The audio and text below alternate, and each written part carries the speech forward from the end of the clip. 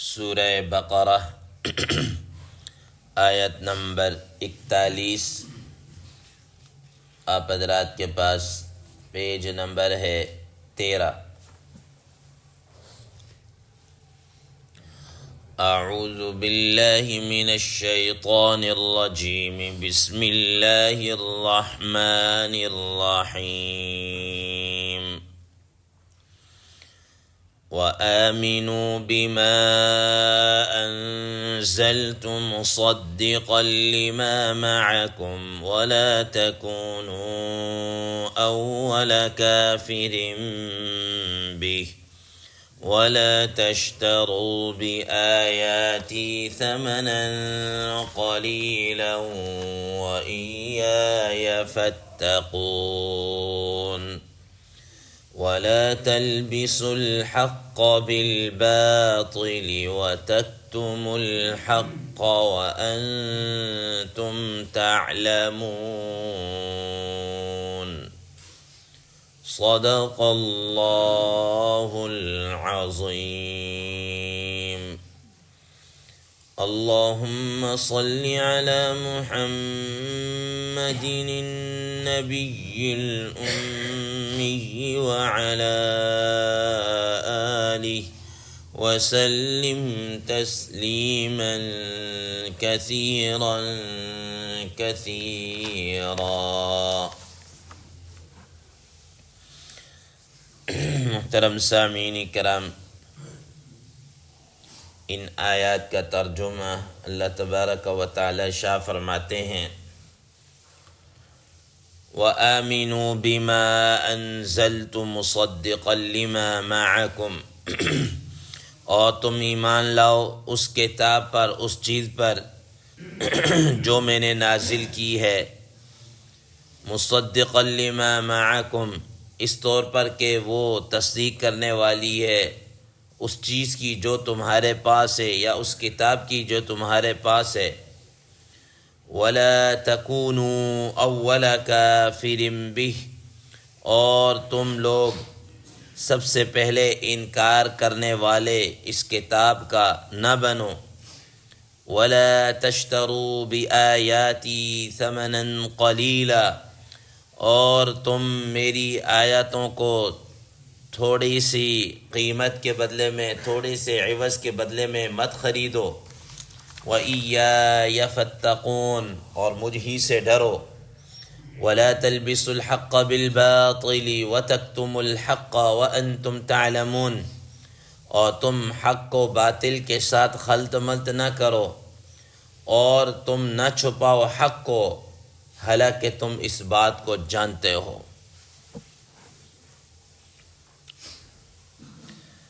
محترم سامعین کرام، بات چل رہی تھی بنی اسرائیل کی تاریخ آپ حضرات کے سامنے آ گئی، اور گزشتہ درس کے اندر اللہ تبارک و تعالی نے ان سے عہد لیا تھا، اس عہد کی ڈیٹیل کو بھی آپ حضرات کے سامنے بیان کر دیا تھا کہ وہ کون سا عہد تھا، اور اس کے بدلے میں اللہ تبارک و تعالی نے ان سے کس چیز کا عہد کیا تھا۔ یہ گزشتہ درس میں آپ حضرات کے سامنے یہ ساری باتیں آ چکی۔ اب اللہ تبارک و تعالی بنی اسرائیل کو، جو اس وقت کے اہل کتاب تھے، بنی اسرائیل تھے، رسول اللہ صلی اللہ علیہ وسلم کے زمانے کے اندر، مدینہ منورہ کے اندر، تو اللہ تبارک و تعالی نے ان کو دعوت ایمان دی۔ دعوت ایمان کیا دی؟ فرمایا وَآمِنُوا بِمَا أَنزَلْتُ مُصَدِّقًا لِمَا مَعَكُمْ، کہ تم جو کتاب میں نے اتاری ہے، یعنی قرآن مجید، تم اس پر ایمان لے کر آ جاؤ۔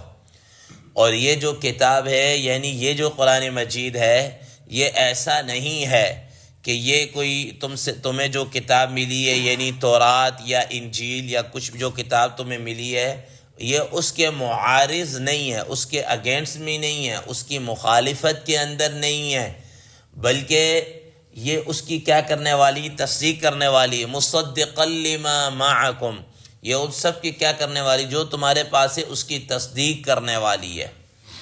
محترم سامعین کرام، یہاں پر یہ بات ذہن نشین رہے کہ قرآن مجید سابقہ کتابوں کی تصدیق اس طور پر کرتی ہے کہ وہ اللہ تعالیٰ کا کلام تھی، اللہ تعالیٰ کی کیا ہے کلام تھی، اور اس میں جو اللہ تعالیٰ نے مسائل کو بیان کیا ہے وہ برحق ہے۔ لیکن اس کا مطلب یہ بھی نہیں ہے کہ یہ قرآن مجید تورات کی ہر بات کی تصدیق کرنے والی نہیں ہے۔ حضرات مفسرین کرام رحمہ اللہ فرماتے ہیں کہ ایک ہے اصولیات اور ایک ہے جزئیات، ٹھیک ہے نا۔ اصول کے اندر تو سب کتابیں کیا ہے برابر ہے۔ اصول سے مراد کون سی؟ مثال کے طور پر جو بیسک باتیں ہیں کہ اللہ تعالیٰ کی وحدانیت ہو گئی، ٹھیک ہے نا، قیامت کا آنا ہو گیا، مرنے کے بعد زندہ ہونا ہو گیا، اور یہ اس طرح کے عقائد سے متعلق جو چیزیں ہیں، یہ ساری کی ساری سب کتابوں کے اندر ایکوریٹ رہی ہیں، ایک جیسی رہی ہیں، اور ہر کتاب پہلی کی کیا کرنے والی ہے؟ تصدیق کرنے والی ہے۔ لیکن جو جزئیات ہیں، جو فروعیات ہیں، وہ ہر زمانے اور ہر نبی علیہ السلام کے زمانے کی کیا رہی ہیں؟ مختلف رہی ہیں۔ حضرت موسیٰ علیہ السلام کے اندر جو چیزیں، کچھ چیزیں ایسی تھیں حلال تھیں، بعد میں حرام ہو گئیں، جو ان پر کچھ حرام تھی بعد میں کیا ہو گئیں؟ حلال ہو گئیں۔ یہ کچھ ایسی چیزیں، جیسے اب مثال کے طور پر کوئی موٹے موٹے اصول لے لیجئے کہ سابقہ شریعتوں کے اندر ایک ہی نکاح کے اندر آپ دو بہنوں کو اکٹھا کر سکتے تھے، دو بہنوں کا ایٹ اے ٹائم آپ نکاح کر سکتے تھے، لیکن ہماری شریعت کے اندر آ کر منع کر دیا گیا، ٹھیک ہے، ہماری شریعت کے اندر آ کر منع کر دیا گیا۔ اسی طریقے سے وہاں پر جناب اعلیٰ کہ چربی والا گوشت حرام تھا، ہماری شریعت کے اندر چربی والا گوشت جو ہے وہ کیا ہے؟ حلال ہے۔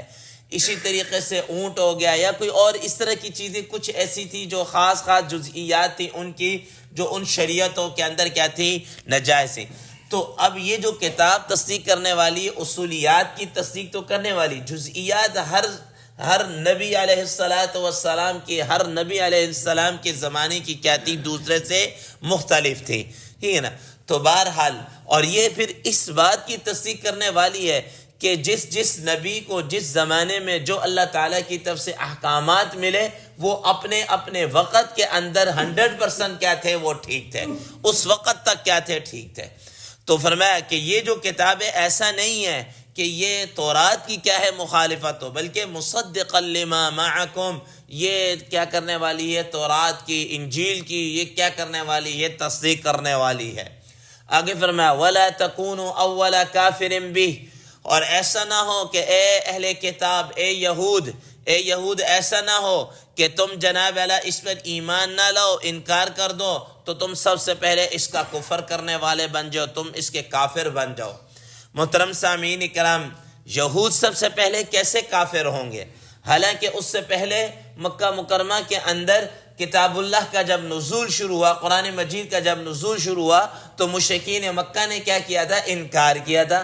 اور یہ تو مدینہ منورہ میں آ کر یہود سے کیا کیا؟ پالا پڑا۔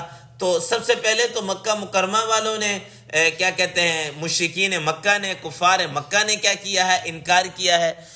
تو حضرات مفسرین کرام رحم اللہ فرماتے ہیں کہ یہاں پر جو ان کو سب سے پہلے انکار کرنے والا، سب سے پہلے کافر جو کہا ہے، وہ اس اعتبار سے ہے کہ چونکہ یہ اہل کتاب تھے، تو ایسا نہ ہو کہ تم اہل کتاب میں سے، ٹھیک ہے، تورات کا زمانہ پہلے ہے، انجیل کا زمانہ کیا ہے؟ بعد میں ہے، اور پہلے مخاطب کیا ہے؟ یہودی ہیں، کہ تم کہیں ایسا نہ ہو کہ اہل کتاب ہو کر تم سب سے پہلے انکار کرنے والے نہ بن جاؤ، تم نے انکار کر دیا تو دوسرے بھی کیا ہوں گے؟ انکار کریں گے۔ تو یوں جناب اللہ اہل کتاب میں سے سب سے پہلے تم انکار کرنے والے ہوگے، اس اعتبار سے اول کافرین سب سے پہلے ان کو کہا گیا۔ یا دوسرے نمبر پر حضرات مفسرین کرام رحم اللہ فرماتے ہیں کہ اول کافرین سب سے پہلے انکار کرنے والے کا معنی یہ بھی ہے کہ تم ابھی تمہاری جو تم موجود ہو، بعد میں آنے والی نسل تمہاری روش کے اوپر، تمہارے طریقے کے اوپر کیا ہے؟ چلے گی۔ اگر تم نے انکار کر دیا نا، تو بعد میں آنے والی تمہاری نسل بھی ویسے ہی انکار کرتے چلی جائے گی۔ تو یوں جناب اللہ تم پہلے انکار کرنے والے بن جاؤ گے، اور تمہارے دیکھا دیکھی تمہارے آگے آنے والی نسلیں بھی کیا کریں گی؟ انکار کریں گی۔ اس وجہ سے تم اول کافرین ہو جاؤ گے، ٹھیک ہے۔ تو فرمایا کہ تم اس طریقے سے انکار کر کے سب سے پہلے کافر ہونے والے نہ بنو۔ تو فرمایا وَلَا تَكُونُوا أَوَّلَ كَافِرٍ بِهِ وَلَا تَشْتَرُوا بِآيَاتِي ثَمَنًا قَلِيلًا، اور تم میری اس کتاب کو تھوڑی سے مال و دولت تھوڑی سی دنیا کے سامان کے عوض میں مت بیچو، ٹھیک ہے نا۔ ایسا نہ ہو کہ تم تھوڑے سے پیسے لے کر میری کتاب کے مطابق غلط فیصلے کرنا شروع کر دو، جیسا کہ علماء سو کا یہ حال رہا ہے ہمیشہ ہر زمانے کے اندر، کہ وہ حاکم وقت کی اور اقتدار کی ہاں ملاتے ہوئے ان کے مطلب کے کیا ہے فتوے دیتے رہے، پیسے لیتے رہے اور ان کے مطلب کے کیا ہے فتوے دیتے رہے۔ فرمایا کہ تم ایسا کام مت کرو، تم ایسا کام مت نہ کرو۔ یہودیوں کی یہ عادت تھی، آگے چل کر یہ باتیں آئیں گی کہ یہ کیا کرتے تھے کہ اگر کوئی آتا تھا کہ بھئی یار یہ مسئلہ میرا تو مجھے یوں چاہیے، اس کا سلوشن اس طرح کا چاہیے، تو جیسے وہ حل بتاتا تھا ویسے جناب اللہ وہ اپنی فیس اپنے پیسے اس سے کیا ہے لے لیتے تھے۔ تو جتنی تگڑی کوئی سامی ہوتی تھی اسی طریقے سے اس کے مطابق اس کو کیا حل بتاتے تھے۔ تو اللہ تبارک و تعالی وَلَا تَشْتَرُوا بِآيَاتِي ثَمَنًا قَلِيلًا، یہ پیسے لے کر مال و دولت لے کر، تھوڑا سا مال و دولت لے کر تم میرا کیا ہے یہ آیات کو نہ بیچو۔ اب یہاں پر ایک سوال ذہن میں آتا ہے کہ یہاں پر اللہ تعالیٰ نے کہا ہے کہ تھوڑے سے پیسے لے کر تم میری آیات کو نہ بیچو، تو اس کا مطلب یہ ہے کہ بڑا موٹا سا مال لے کر زیادہ پیسے لے کر دے سکتے ہیں، تھوڑا سا نہیں کر لے کے زیادہ دے کر سکتے ہیں۔ حضرات مفسرین کرام رحمہ اللہ فرماتے ہیں کہ اس کا معنی یہ نہیں ہے کہ تھوڑا سا لے کے زیادہ لے کے دے سکتے ہیں، ایسا نہیں ہے، بلکہ اللہ تعالیٰ کے ہاں دنیا کی جو حقیقت ہے وہ مچھر کے پر کے برابر بھی نہیں ہے۔ اللہ تعالیٰ کے ہاں تو اس کی کوئی وقت ہے ہی نہیں ہے، ٹھیک ہے، وہ تھوڑا ہو یا زیادہ۔ ہمارے نزدیک اس کی وقت ہے کہ ہمیں اگر ادھر کوئی ڈالر کی چکا چوند نظر آ جائے تو ہم متزلزل ہو جائیں گے۔ ہمارے نزدیک ڈالروں کی کوئی ویلیو ہے، پاؤنڈ کی کوئی ویلیو ہے، ریال کی کوئی ویلیو ہے، سونا چاندی ہیرے جواہرات کی کیا ہے کوئی ویلیو ہے، پراپرٹی کی کوئی ویلیو۔ اللہ تعالیٰ کے ہاں تو کچھ بھی نہیں ہے۔ فرمایا کہ رسول اللہ صلی اللہ علیہ وسلم نے کیا فرمایا کہ اگر اللہ تعالیٰ کے ہاں اس دنیا کی حقیقت مچھر کے پر جتنی بھی ہوتی نا تو ایک کافر کو ایک ایک گھونٹ پانے کے لیے کیا کر دیتے، ترسا دیتے، ایک ایک گھونٹ پانے کے لیے۔ اللہ تعالیٰ کے ہاں یہ اس کی کوئی ویلیو نہیں ہے، اس لیے فرمایا کہ تم تھوڑے سے فائدے کی خاطر اپنی آخرت کو کیا کرو، برباد نہ کرو۔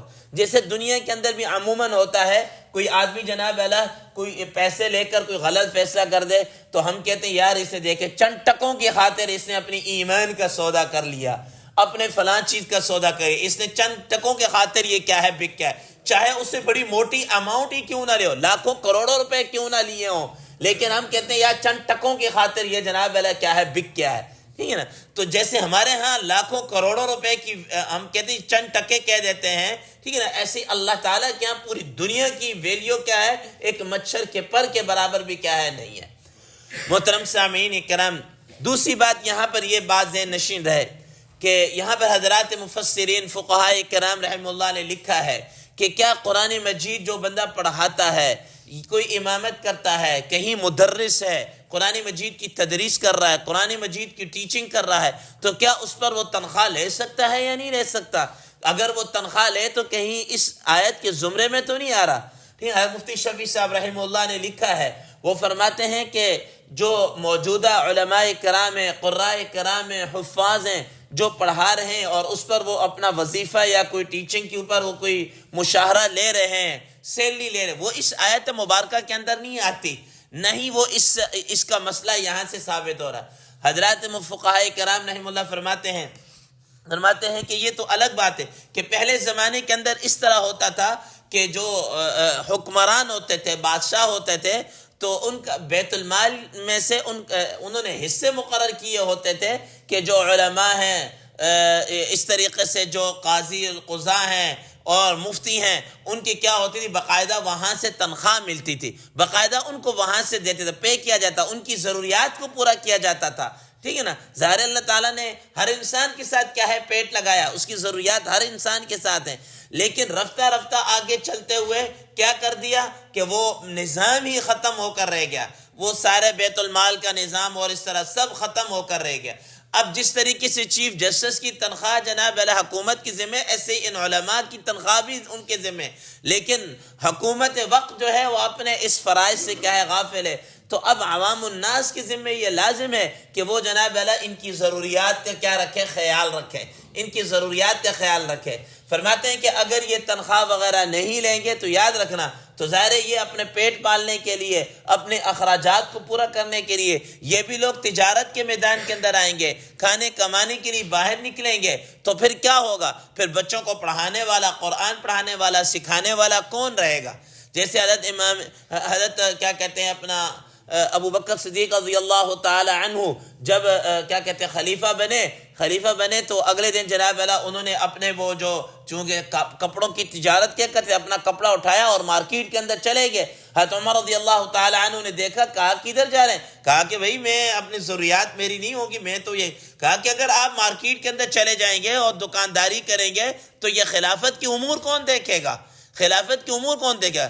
تو حضرت ابوبکر صدیق رضی اللہ تعالیٰ نے صاف کہہ دیا کہ بھئی اگر میں یہ نہیں کروں گا تو میرے جو اخراجات ہیں جو وہ کون پورے؟ کہا کہ ہم اس کے متعلق کیا کرتے ہیں؟ مشورہ کرتے ہیں۔ چنانچہ حضرت عمر رضی اللہ تعالیٰ عنہ نے اس وقت حضرات صحابہ کرام رضوان اللہ تعالیٰ علیہ مجمعین کو بلایا اور ان کے سامنے یہ مسئلہ رکھا، اور آپ رضی اللہ تعالیٰ عنہ کی ایک کیا کی سیلری اور تنخواہ اور جو بھی تھا وظیفہ مقرر کیا۔ کیا وظیفہ مقرر کیا؟ تو یہ شروع سے کیا ہے چلتے، بعد پہ آنے والے جتنے بھی فقہاء کرام رحم اللہ نے اب انہوں نے اس بات کے اوپر فتویٰ دیا ہے کہ وہ علماء کی اور مفتیان کی اور قراء کرام کی تنخواہ یہ عوام الناس کے ذمہ کیا ہے؟ لازم ہے۔ ان کی ضروریات کو پورا کرنا یہ عوام الناس کے ذمہ لازم ہے، کیونکہ یہ ان کے دین کے اور اس چیز کی سے حفاظت کر رہے ہیں۔ بہرحال یہ ایک لمبا ٹاپک ہے، اس کے اوپر کوئی بات تو فرمایا وَلَا تَشْتَرُوا بِآيَاتِي ثَمَنًا قَلِيلًا کہ اس طرح کے دنیا کے چھوٹے سے مال کے عوض تم میری آیاتوں کو اس طرح فروخت نہ کرو، وَإِيَّايَ فَاتَّقُونِ اور تم میرے سے ہی کیا خاص طور پر ڈرو۔ اور آگے فرمایا وَلَا تَلْبِسُوا الْحَقَّ بِالْبَاطِلِ وَتَكْتُمُوا الْحَقَّ وَأَنْتُمْ تَعْلَمُونَ۔ تم اسی طریقے سے یہود کی یہ بیماری تھی کہ وہ کیا کرتے تھے؟ حق اور باطل کو خلط ملط کر دیتے تھے۔